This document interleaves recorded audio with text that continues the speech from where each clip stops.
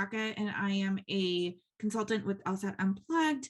I'm here every week on Wednesdays to talk about admissions, anything admissions related, and usually we'll do some essay reviewing and all of that. Today, so I apologize, last week I got my booster shot and quite literally died. So I wasn't here last week, but this week we're going to talk about diversity statements.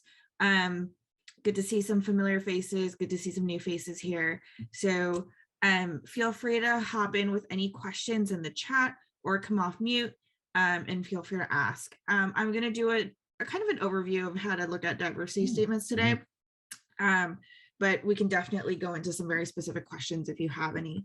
Let me share my screen. Here we are. All right, so nothing really revolutionary here. Some visual aids. But again, today we're talking about diversity statements. Some schools have them, some schools don't. Sometimes schools will kind of mesh it into their the personal statement. So you may find it in different formats. Sometimes the diversity statement is optional, sometimes it's not optional.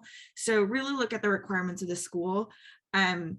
If the school offers an opportunity to write a diversity statement, I personally say take that opportunity to share more about yourself and kind of talk more about your experiences and what you bring to the table in terms of being a student. So very clearly, the majority of the time when schools are talking about diversity, they're talking about perspective. What kind of perspective are you bringing? How will you add to the incoming class? So many times the prompt will be, what kind of, your diversity statement, the usual prompt, and they will include race, gender, religion, any sort of that basic diversity. On top of that, they will open it up most of the time to experiences that you may have. So anything that a job, a life-changing experience, any of that can bring a different kind of perspective for you to be part of that student body. So I don't think, a lot of times, for example, Asian Americans, they're like, oh, are you really underrepresented? Well, maybe in terms of an Asian American experience, yes. Maybe like overrepresented, but you can spread that out to include, a job that may be a little bit more niche, or, a life experience that not many people have experienced. So there's a different twist that you can add to diversity here. So I just want people to be aware of that. And I think almost everyone can write a diversity statement if they wish to. So when we talk about experiences and perspectives, I kind of look at things in a hierarchy of like how you want to talk about something. And the top of the hierarchy is something that you've actually experienced yourself, right? That is going to be the most potent type of quote unquote experience that's going to be very productive for you to write about. There is, there's a group of people who will, say, oh, I've read this somewhere and I really believe it. And you've been working to kind of achieve what you've read. For example, like you've read about Black Lives Matter and you decided to take action. So I think that reading piece in the middle, that can be a good place to start, but we want to really talk about stuff that's in that experience, at top of the triangle here. Also hearing about things like I've heard my grandfather talk about X, Y, and Z. And so, or like I've heard these talks and I think that I'm a, a diverse thinker or something like that. That could be interesting. It's a really hard essay to write. We really want to tap into the more potent experiential items in this pyramid. So think about a little bit more immediate experience, what you have done, what happened to you, what actions you took, right? Those are kind of the things that we want to tap into, especially when we want to write about a perspective. We don't want to broaden it out. So it's kind of like, oh, I read this here and I tried this here, and, kind of a mishmash of experiences. That's not what we're looking for. We're looking for a very specific, narrow, tailored perspective. And then our experiences, I think, in general, divide into two categories. One is circumstance, something that we can't help. Childhood stuff, a lot of times we can't help any of that. And then choices that we've made. And they can inform each other, but largely I think they're in the two categories. So, and either one can tap into a diversity statement. Doesn't mean you have to have one or the other, or you have to have both to write a good diversity statement. There are very well written diversity statements that, solely focus on circumstances, right? Grew up poor, grew up in a rough neighborhood, a truly underrepresented minority, had a severe medical condition. Those are all circumstances, right? And then choices is something like an interesting job you've had, or maybe, you took 6 months to, work in the Peace Corps or something like that. Like, those are choices that we've made in our lives that might give you a different perspective from others. And so can be a different, a point of diversity. So those are the two that usually come up, and usually categorize diversity statements into those two. So just to give you a little bit more concrete examples here, circumstances usually talk about race, age, gender, sexual orientation, your family, economic circumstance, all of that. Choices, you can really talk about, volunteer opportunities, jobs, extracurriculars, if you did something interesting in college, let's say, sports. A lot of times people forget about sports, especially if you were on like varsity teams in college, or you were like a competitive athletics in college. That's actually really interesting. So that's something that you should talk about. And maybe some mistakes that you've made in your life. This is not time to kind of ask for forgiveness in your essay, but you can talk about, oh, maybe you've made a certain mistake that ended in certain consequences, and you can kind of talk about that in a positive way. So, all of those things are valid topics for you to write about in your diversity statement. So if I did this for myself, so for example, in terms of circumstances, I identify as Japanese American. Traditions is really important. There's some Shinto beliefs, Buddhist beliefs. My family's really mixed there.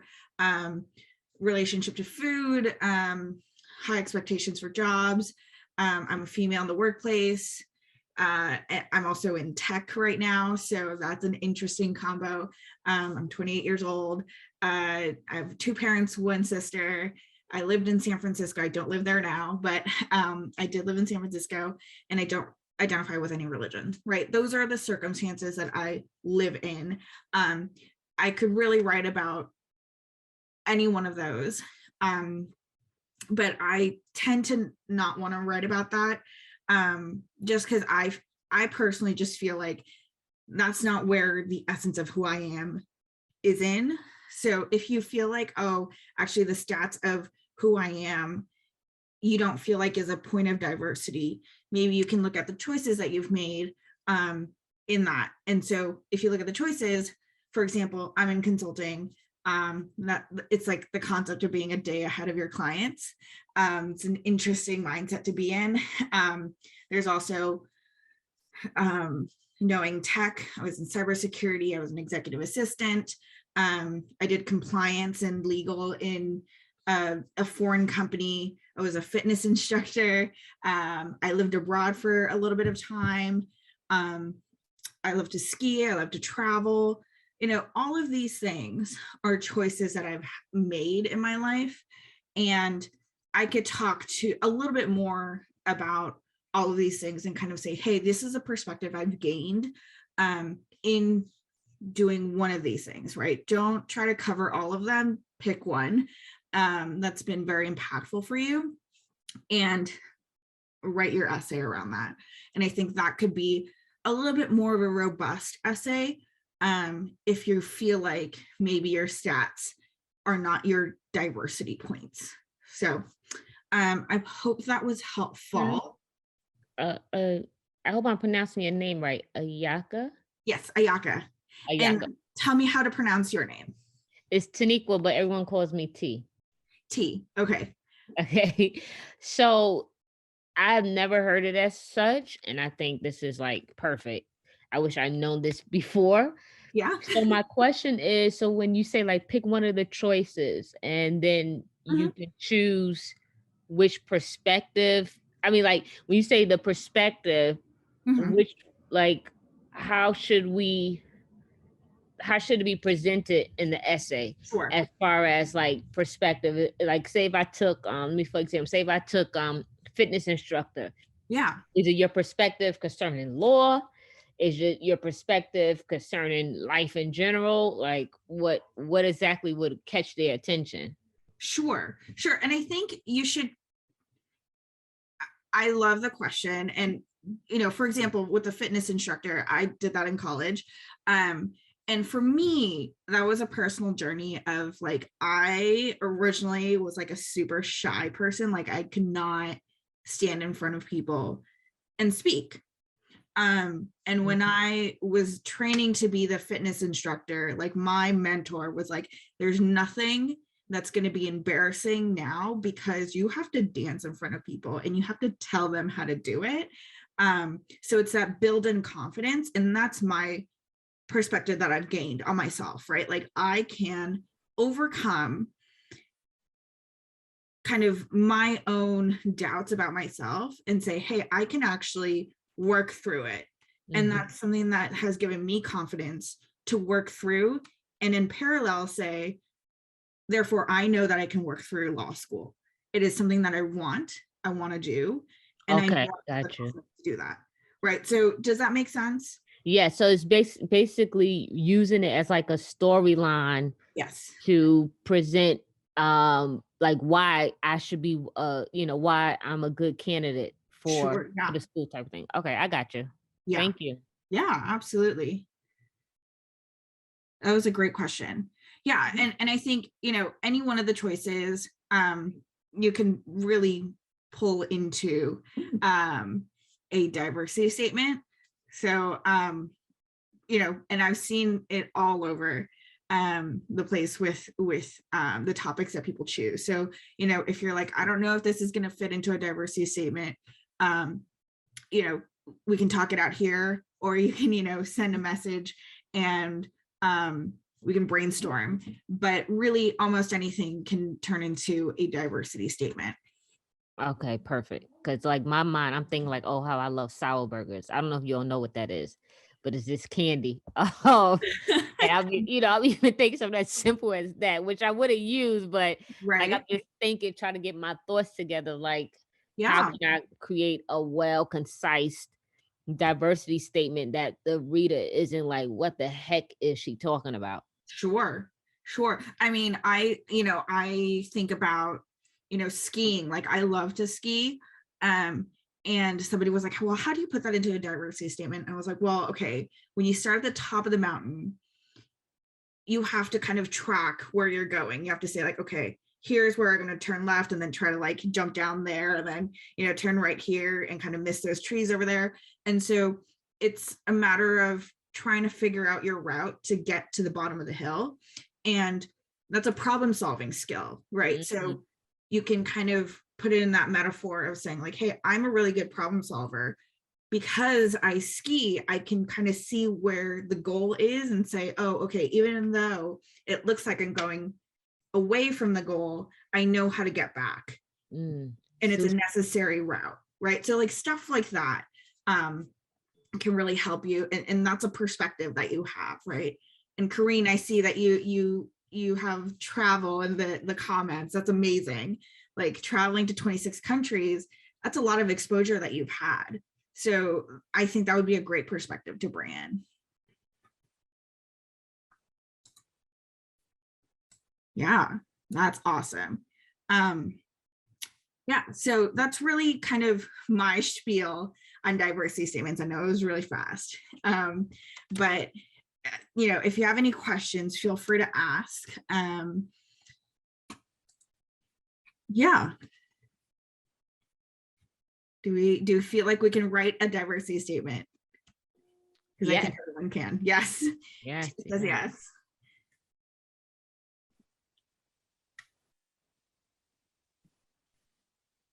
How do you approach talking about culture? Okay, great question. So I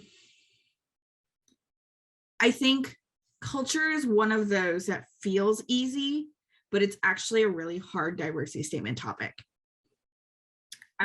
I like that follow-up question of how it impacts your perspective or how you grew up. Okay, so culture, because culture means so much, you're gonna have to narrow down what you mean by culture. For example, if I was talking about my own culture, which is Japanese American, I would have to narrow that down. So if I told you, hey, I'm Japanese American, that would mean almost nothing to a stranger, because it's like, okay, what does that mean? You're Asian and American, right? Like it doesn't give you too much to work off of. So I would probably say, for me, the thing that I want to hone in on in Japanese American, being Japanese American, is tradition. I love tradition, but also I've seen through the 28 years that I've lived how tradition is important.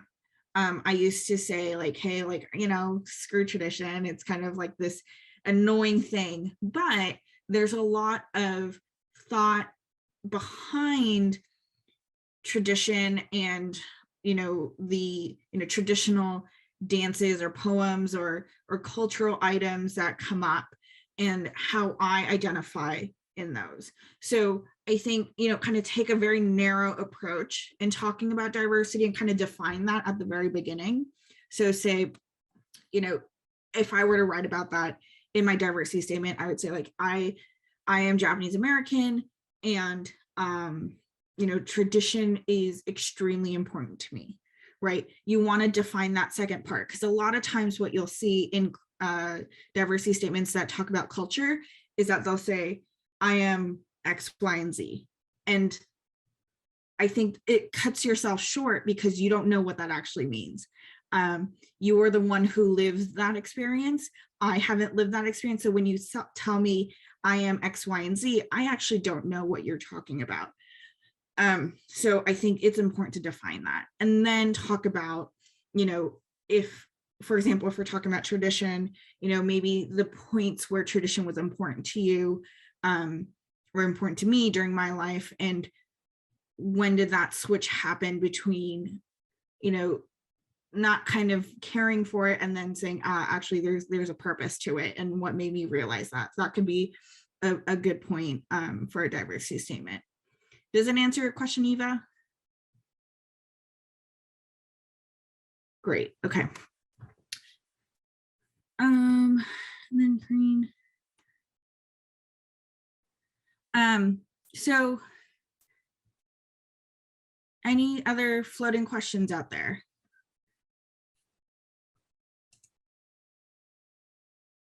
And Kareen, I know you just directly messaged me. If you are comfortable, do you want to write out your ideas here?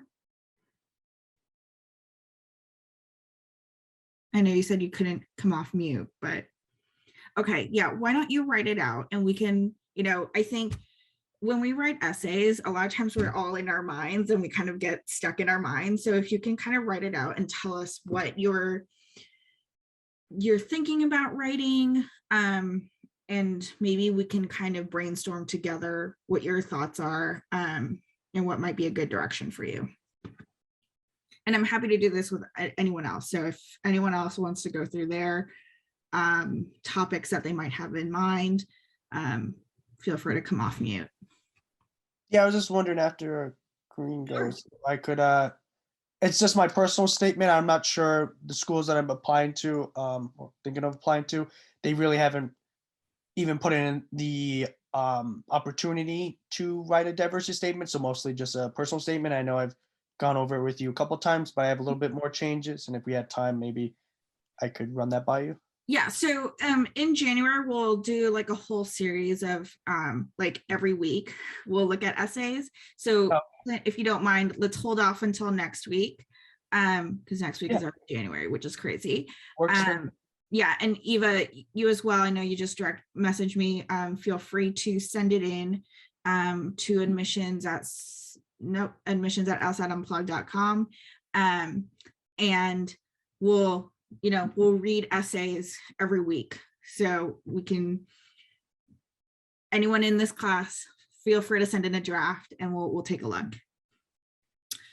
Corrine, want to go into human rights, international law. It's about my experience living through the Beirut explosion and efforts on building a nonprofit to give back to low-income communities. I've had the opportunity to work with Syrian refugees in Lebanon, so I was going to talk about that. Okay, great.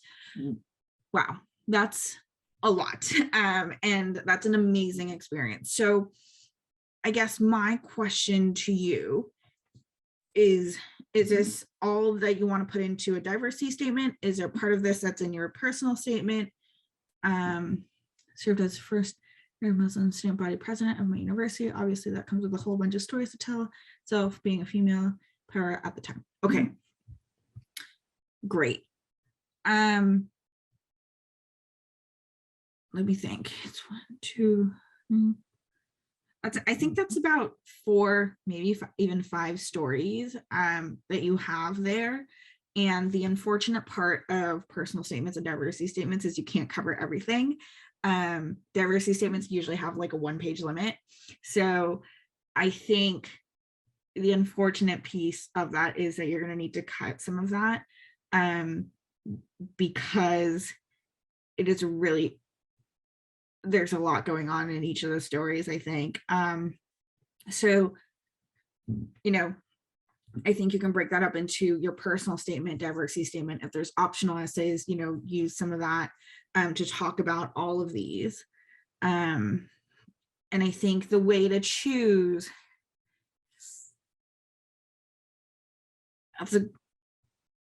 I'm like, I don't want you to cut any of these stories. But I think the way to choose would be to ask yourself. I don't want her to cut any of it either. I know, right? They're all stupid. I'm like, you can't cut any of it. But I think the way to go would be to think to yourself, what can you, it's like one of those where it's like, if you don't know the story, you don't know me, right? I've talked to a lot of admissions officers and they're like, hey, the personal statement, we want to get to know you, right? Who are you? What makes you tick? What makes you get up in the morning? And so I think, there's always those stories that are like, I have to tell the story or else you don't know who I am. And that's kind of a good way to go. The other way to look at it is like, what do you want admissions to know about you, right? What do you want them to, what do you want to leave with them? So that may be a good question to ask. I can't prioritize any of these stories because I'm like, these are all good. But maybe think of it in that way. I can see that second comment that you made about being the student body president for your university. That would be powerful diversity statement, to be honest. I hope that helped. But yeah, I think I would break those two up. Yeah. I mean, you probably wrote half a page here already, and so that's going to be hard to put in 1 page, 1 to 2 pages. Yeah.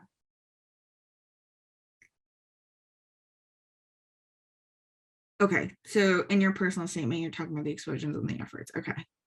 Yeah, and I would love to see that essay if you're up to it in January. And, you know, we might not get to all of them in the first couple weeks, but all through January, we'll do essay readings. Yeah, I think having that focus on leadership and your diversity is actually like a hidden topic where it's like, okay, this is my like diversity, but also it shows that I have leadership skills, right? Like that's kind of a really cool way to go about diversity. And it's kind of this second element that I think would be really good for you. Could potential topic be about importance of language and tradition within culture and how that informs my perspective to life and law? Meaning and tradition is very important to my life, to my family. Primarily do that by speaking our language, listening to music in the language or watching shows in it. Is at risk, and that risk made me have an appreciation for learning about languages, how language is important in other areas of life. I think that's a beautiful sentiment, Eva. And I think you would have to think about how to structure that essay to make sure that it doesn't get redundant. Because I can see it going a little long and a little bit redundant. But I think there's a beautiful way to put it. And I do love the idea of like language influencing thought. And I think, you know, there's always, you speak a second language and maybe even a third, fourth, but there's always like non-translatable words and non-translatable concepts. And so you could really say like, you know, your perspective is broader because you are immersed in this language and this culture, right? Because you're not just confined to the English language, you also have this perspective of the Armenian language, right? And I think it's a really interesting factor that you talk about where the language is at risk. And so you have more appreciation for it and you want to keep that tradition alive. And I think that's a really good perspective there. But I think, Eva, for you, I think you should actually just kind of write it out first. I know it sounds messy right now and it might be messy in your head, but if you can just write out a draft, then we can go in and kind of trim up some of the things that may be redundant or kind of like messy and kind of figure out what needs to be pulled out and kind of clean it up that way. Usually with these messy topics, it's actually easier to just write it out and then fix it later rather than try to write a good draft in the beginning. Yeah, absolutely.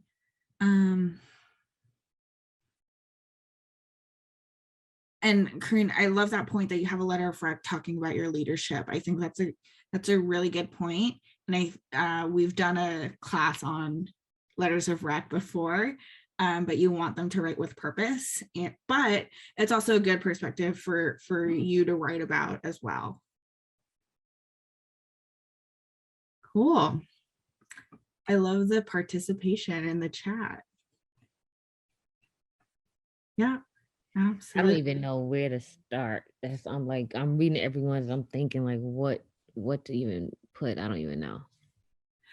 Are you drawn to anything? Like, are you like, oh, this is kind of something that I want to talk about? Or I don't know. I really don't know. Like, I guess it's taking that concept.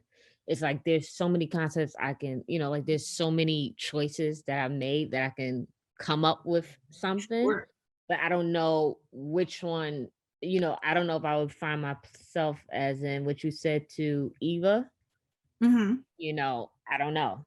I guess like I mean, I don't want to board a class. I can give like a No, few please. things. So a few of the choices. Okay, so here, was in the gang life, did an extra year and a half of high school, just just was acting crazy. Sure. From there, I have 3 degrees. I created 2 community programs. Of course, Mhm. I'm Black, as you know. um, I'm a Christian. I've been a developing youth for 15 years. I started a watch line. Got my master's in theology. Mhm. I don't know where to start. I work for the local government. Yeah. I don't know like which, I love the jet ski. You want to go things like that. I love jet ski. I love watches. Yeah. I definitely love, to travel. But I don't know. I don't know what concepts to really like pull from. That would be like, Sure. this is it. If I can give you maybe a little bit of a different perspective here, and it's funny because we're talking about diversity statements, but I think there are definitely people out there who have such an immense life work, right, of starting in their youth and then have done many things across their career, and this is probably not the law school, maybe just the next step, right? So in that case, you might be in a situation where you're writing a diversity statement that spans across multiple experiences. And I think there's an elegant way to do it, and then there's kind of like a resume way to do it, and then the resume way to do it is kind of not fun, and it's not interesting because you're also sending in a resume. I think the one, if you can find, and this is one where it's kind of perspective is 2020, like hindsight, but for example, you could say like, I'm a goal setter, like I can set my own goals and achieve them. And that's your point of diversity, right? Like there's a lot of people who are out there who need someone to set their goals for them, and that's how they move forward. But you can actually say, okay, I need to change this in my life to get to the next step. And once you get there, you're not like, okay, I'm done. You're looking for the next thing and the next thing. And so in that trajectory, law school is the next thing, right? You can frame it in that way. I don't want to confuse you too much and say, like that's the way that you need to go, but that could be a way to talk about your experience. Okay, that's good. Yeah.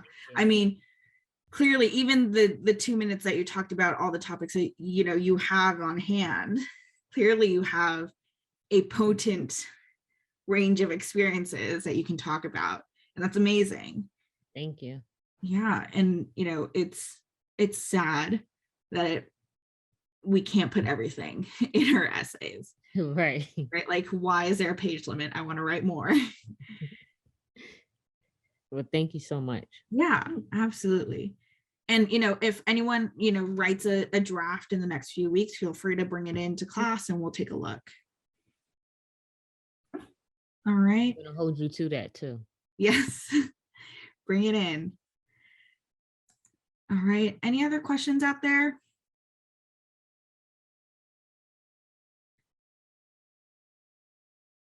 All right. Well, I will give you guys some time back. Thank you for joining the last week of December. Those of you who are taking the January LSAT, good luck on studying. And I will see you next week. Have a good one. All right. Happy New Year, everyone. Happy New Year. Thanks for tuning into the show. Please subscribe if you haven't done so already to be notified of new episodes as I release them. And feel free to reach out if you need anything at all as you move forward with your prep. I'm happy to help however I can. In the meantime, I'll wish you all the best and take care.